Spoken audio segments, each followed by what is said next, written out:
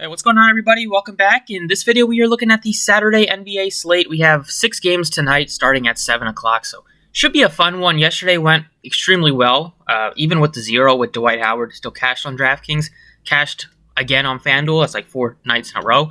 But looking to keep it going today. As always, if you enjoy the videos, appreciate it. Hit the like button, subscribe if you haven't already. You can follow me for updates on Twitter. Check out the website at the DFS process. You can check out Prize Picks. I post my picks later today. Starting off at the point guard position for tonight, Luka is 11-4, going up against the Pacers. He's at home, coming off of a triple-double last game. Still a very solid option today. You think you can go to Harden as well. He's $200 cheaper. Right now I'm slightly preferring James Harden just because I think this game will be probably a little bit more in line for what Harden can kind of go off. He seems to go off again like marquee games. And this one, even though Kyrie is back, still no Kevin Durant. He's going to be playing like 40 minutes a night in close games. I slightly prefer Harden to Luka. And then we're getting to like Steph Curry, John Morant. Morant's been awesome. He's 10-3, another 60-plus point game out of him last night. Just been a machine recently. I think he looks like a great play ever since he got named the All-Star starter and he dropped a triple-double. So just doing everything for the Grizz right now. They're still shorthanded a bit without Dillon Brooks and Kyle Anderson. Kyrie, 95. It's a fine play. I might prefer to get up to Harden if I can. LeVert shot the ball awful last game. Another terrible shooting performance. 3 of 19. Game before that, he was in foul trouble. So you kind of got 2 of the worst-case scenarios if you played LeVert. Heavy foul trouble in the previous game. Then he played monster minutes in overtime, but shot 3 of 19. Fox is 82. I'd rather go to Van Fleet at 87, assuming he plays. See if Lowry's able to play or not. That will just hurt Tyler Hero a little bit, hurt someone like Gabe Vincent, Strus, some of those backup guys, and some of those guys that are getting extra run without Lowry. In the value range here, you could see Devontae Graham currently questionable. He left with a knee injury. If he's not able to play, then Alexander Walker would be a great option, especially if they're still without Valanciunas, and especially if Brandon Ingram is still out. So Pelicans could be a source of value today.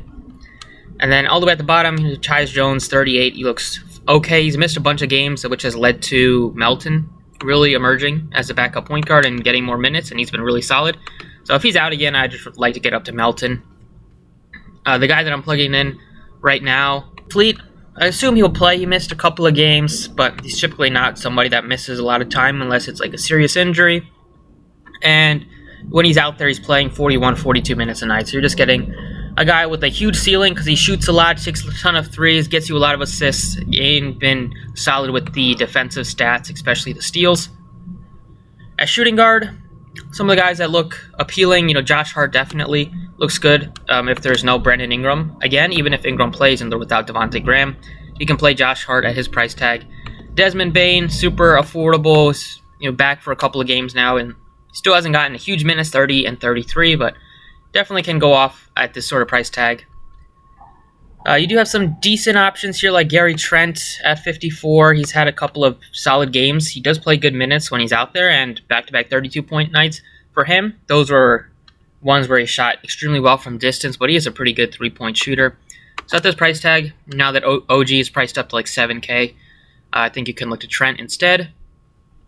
If you need some more savings here, we'll have to wait and see on the Lowry news. That would affect like Caleb Martin and some of these other cheap guys on Miami. But the guy that I'm going to plug in right now is Duncan Robinson. He's $4,500. He's been red hot shooting the ball after there was a stretch where he wasn't getting a ton of playing time. The last handful of games, he's really come out firing, making 4 threes, 7 threes, 6 threes, 5 threes, really just showing why he got that big extension. And the price tag on him has come really down from where it was a couple of weeks ago. It did go up from like a couple of, like a week ago, went up from 37 to 45. But early in the season, he was like 5K, high 4Ks. So we're still getting a good price tag on him. It's not a ton of options right now. Maybe that'll change when we get some more news, and Robinson can definitely get you value, if not more than that. Small forward Butler at 86 looks appealing. Looks better if there's no Kyle Lowry today, but definitely still a solid option. 6K range, looking at Josh Hart, Desmond Bane are like two guys that look appealing. Wiggins, now that he's the all-star starter. He had a great game last time out, 5 threes for him. 6K against Brooklyn. They play terrible defense. Good spot. Wanted to target Wiggins again. For the value pick, you have like Thibault at 38. He's been getting decent minutes, like 28 to 30 plus. There still could be more shorthanded today. They've been missing Curry for the last few games. If he's out again, Thibault will continue to get some good run. And going up against Sacramento, probably be locked in on Fox if he plays, or when they come off the bench, Buddy Hield, probably locked in on him. He's been just great in terms of a defensive player. Nobody in the NBA can really match him in blocks and steals per minute. He's averaging 3 in just 26 minutes, and not the best shooter, but will occasionally hit some open twos and get you some rebounds.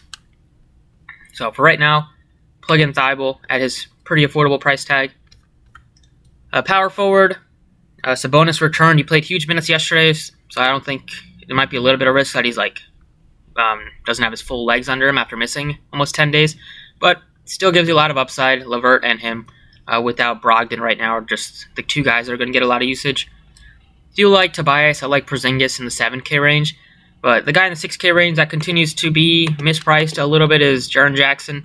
Another monster game for him last night. 6 more blocks for him. Just been a monster on the defensive end as of late. Even though some of these games he gets into foul trouble as usual, the blocks have been making up for it. I mean, last game he got you 12. He got you 12 points just on blocks alone, then he got you another 4 based on steals. So just really high floor and a high ceiling for Jaren Jackson at this point, just with how many blocks he's getting. And against Washington, definitely think he can rack those up again.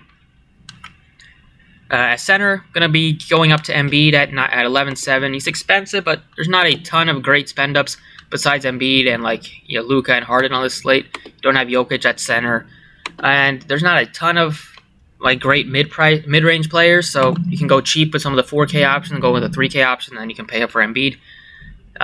26 at 9 and 7 was considered an off game for Embiid, the way that he's been dropping 30s and 40s every single night.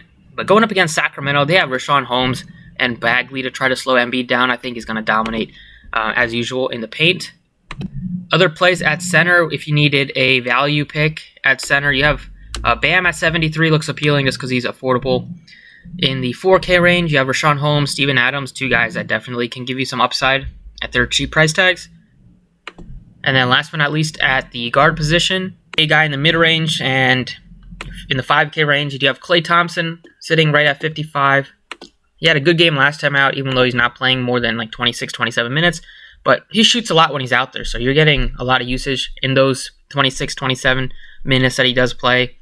And it's a good spot against Brooklyn to get some threes off. And he's starting to find his stroke, 5 of 9, 3 of 5. The previous 2 games, definitely think that Klay is still underpriced at this, on DraftKings at least, because he gets those bonuses for 3 points made, and he's been shooting a lot of them. So that's about it for the first kind of look at this 6-gamer for Saturday. Sure, we'll get some more news throughout the day. I'll post those updates on Twitter later. But let's go ahead and talk about FanDuel. All right, on FanDuel, point guard plays, you have a good price tag on Steph Curry at only 95. That looks very appealing. I like him more than Luka. Kyrie, I like Steph Curry more than Kyrie. Same price tag, basically. You have a couple of guys that are affordable, like Jalen Brunson's been getting more playing time without Tim Hardaway, and he looks in a good spot against Indiana. Going further down in the 3K range, don't have really anybody that looks too appealing. We'll have to wait and see on this Pelicans news before we can look to Alvarado. Maybe if there's no Devontae Graham and he jumps into the starting lineup again. But for right now, I'm going to plug in Steph Curry at... Actually, I'll plug in Van Fleet on both sides. But I like Van Fleet, assuming he plays. Shooting guard, definitely like James Harden at 10-2. He's not that expensive, definitely compared to his DraftKings tag. I like him more than Kyrie. I like him more than Bradley Beal. LeVert at 76. Maybe he can finally have a good game. We kind of got the 2 worst case scenarios for him the last 2 games out, but he's able to play today. Definitely think you can take some shots with him. In the mid-range, in the value range, you have Alexander Walker if he's starting if Ingram is out again, and no Devontae Graham.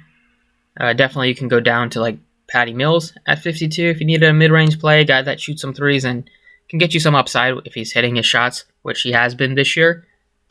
And then the 4K range, don't have much besides like Conchar, but that's definitely not a guy that you feel great about paying up for. So for right now, I'm going to go ahead and put in James Harden. Small forward, Tobias is 81, kind of priced where he should be, I guess, but it still looks appealing if there's no Seth Curry. Mid-range, Desmond Bane looks good. Josh Hart, 63 for Scotty Barnes. Definitely I can get behind that. And in the 5K range, don't have much. 4K range, same type of deal. You can maybe look to Furkan, but yeah, that'd only be if there's no Curry. Thibault at 44, it gives you some upside with the blocks and steals, but never a high usage guy to roster. I'm just going to go ahead and put in Scotty Barnes. Power forward, like Sabonis for sure at 96. I like Siakam. You have a pretty good price tag still on Jaren Jackson at 76. Porzingis 82. They look appealing. Going, if you wanted to go further down, you can maybe look to like Herb Jones, Rashawn Holmes. Hernan Gomez would be a core play if he starts without Valanciunas, if he's not able to return. And then you have $4,800 Bagley, who has had some decent games recently, but the Kings still have a lot of bodies out there even without Fox. I will put in Jaren Jackson. Just give me guys that can get you a ton of upside with the blocks, especially on FanDuel. And then at center, you have Embiid 11-4. Still try to prioritize getting to him. You're going to have to plug in some cheap guys here. 39.45 left. So maybe instead of going James Harden, I'll put in Brunson, another guy that is pretty affordable. And he has been playing a lot better, especially without Hardaway just getting more minutes. So going with these 5 leaves you with more respectable number to work with, 51.25.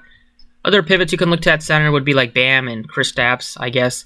Definitely you can look to Valanciunas if he's playing. And if Valanciunas is not playing, you can definitely go to Hernan Gomez. He would be a core play. And that's basically it. So 6 games. Nothing is jumping off the page too much right now. Hopefully we got some news that clarifies the slate before lock. And that's about it. Thank you for watching. Best of luck tonight, and I will see you all next time.